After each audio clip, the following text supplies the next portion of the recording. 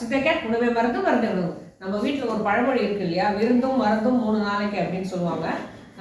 கண்டிப்பாக விருந்து வந்து அதாவது வடை பாயசத்தோட நமக்கு பிடிச்ச சாப்பாடு அவ்வளோ வித இலை உணவு அத்தனையுமே 3 வேளை 3 நாளைக்கு சொல்கிறது நம்மளால சாப்பிடவே முடியாது. அதுக்கப்புறம் சாப்பிட்டோம் அப்படின்னா வயிறு கெட்டு போயிடும், நம்மளோட நாக்கோட சுவையும் மறந்து போயிடும் அப்படின்னு சொல்லுவாங்க. அதே மாதிரி தான் மருந்தும்.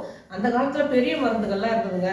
எக்ஸாம்பிளுக்கு ஒரு லிங்கக்கட்டு அப்படின்னு சொல்லுவோம். அந்த கட்டு அப்படின்னாலே எல்லாம் அந்த கட்டு அப்படின்னாலே பெரிய மருந்து அப்படின்னு அர்த்தம். அது ஒரு பெரிய விஷயம். அது ஒரு நாள் ஒரு தனியாக பார்த்துக்கலாம். கட்டுங்கிறது என்னது, லிங்கக்கட்டுனா என்ன, அது எதுக்கெல்லாம் எந்த நோய்க்கெல்லாம் அதை யூஸ் பண்ணுவாங்க அப்படிங்கிறது தெரிஞ்சுக்கலாம். அந்த காலத்தில் லிங்கக்கட்டுன்னு ஒரு மருந்து இருந்தது. அந்த மருந்தை வந்து எக்ஸாம்பிளுக்கு மட்டும்தான் சொல்கிறோம். இந்த மருந்தை வந்து ஒரு இழைச்சி கொடுத்தா ஜுரத்துலேருந்து கொஞ்சம் கூட இழைச்சாலே புற்றுநோய் வரைக்கும் சரி பண்ணக்கூடிய மருந்து அது. அந்த மாதிரி பெரிய மருந்துகள்லாம் இருந்துச்சு. அந்த மருந்துகள் கொடுத்தோம் அப்படின்னா 3 நாளைக்கு மேலே அந்த மருந்து சாப்பிடக்கூடாது அப்படிங்கிறதையும் சித்தர்கள் சொல்லியிருக்காங்க. அதை தான் விருந்தும் மருந்தும் 3 நாளைக்கு அப்படின்னு சொல்லுவாங்க.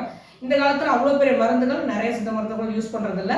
சாதாரண மருந்துகள், அதாவது அடுத்த ஸ்டேஜுக்குள்ள மருந்துகள் தான் யூஸ் பண்ணுறோம். ஏன்னா பெரிய மருந்துகள் எடுத்துக்கும் போது அதுக்கான உள்ள செய்முறை, அதுக்கான அளவு, காலம் எல்லாமே இருக்குது. பெரிய பெரிய நோய்களுக்கு மட்டும்தான் யூஸ் பண்ணுறது. சாதாரணமாக கிரானிக்காக இருந்தாலும் சரி, சாதாரண நோய்களுக்கு வந்து இந்த காலத்தில் மருந்துகள் எல்லாமே 48 நாளைக்கு மேலே சாப்பிடணும் அப்படின்னா கண்டிப்பாக ஒரு சித்த மருத்துவரோட ஆலோசனை பிரகாரம் அந்த டோசேஜ் கண்டிப்பாக அதோட அனுபானம் எல்லாமே உண்டு. அதனால தான் ஒவ்வொருத்தரையும் சொல்கிறோம், ஒரு சித்த மருந்து எடுத்துக்கிட்டோம் அப்படின்னா ஹெர்ப்ஸ்னால் நம்ம சாப்பிட வேண்டிய மருந்துகள் தான் சாப்பிட வேண்டி, அதாவது மறந்து போன நிறைய மூலிகைகள் தான் நம்ம மருந்துகளாக எடுத்துக்கிறோம்.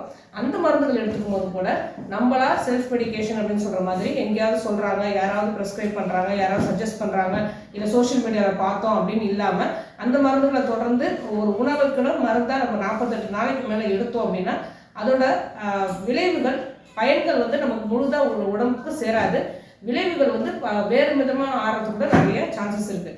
அதனால தான் சொல்கிறோம், மருந்துகளாக இருந்தாலும் சித்த மருந்துகளாக இருந்தாலும் 48 நாளைக்கு மேலே எடுத்துக்கிட்டோம் அப்படின்னா ஒரு சித்த மருத்துவரோட அணுகி அது எவ்வளோ எடுத்துக்கலாம், நம்ம உடம்புக்கு அது எவ்வளோ தேவை அப்படிங்கிறத நம்ம புரிஞ்சுட்டு தான் எடுத்துக்கணும். இப்பயே அலோபதியில் சரி, நவீன மருத்துவத்தில் வந்து ஒவ்வொரு பேஷண்ட்டுக்கும் தனியாக மருந்துகள் செய்ய ஆரம்பிச்சிருக்காங்க. இப்போ தான் சமீப காலமாக தான். ஆனால் சித்த மருத்துவத்தை பொறுத்தவரை நோய்க்கான மருந்துகளை விட நோயாளிக்கான மருந்துகள் தான் நிறைய. ஒரு டயாபிட்டிஷன் எடுத்துக்கிட்டோம்னு வச்சுக்கோங்களேன், அதுக்கு 50 வகையான மருந்துகள் நிறைய எல்லாருக்குமே உண்டு. ஆனால் எல்லாருக்குமே எல்லா மருந்துகளும் கொடுக்க முடியாது. ஒரு பேஷண்ட் வந்தாங்கன்னா அப்படி அவங்களுக்கு முக்குற்றங்களில் எந்த குற்றம் வந்து அவங்களுக்கு அதிகமாக இருக்குது அப்படிங்கிறத தெரிஞ்சுக்கிட்டு கால நிலவு எல்லாமே புரிஞ்சுக்கிட்டு சீசனல் மெடிசன் அப்படிங்கிற மாதிரி ஒவ்வொரு நோயாளிக்கும் பார்த்து எந்த அளவு மெடிசன் என்ன மெடிசன் கொடுக்கணும் அப்படிங்கிறத சித்த மருத்துவர்கள் முடிவு பண்ணுவாங்க.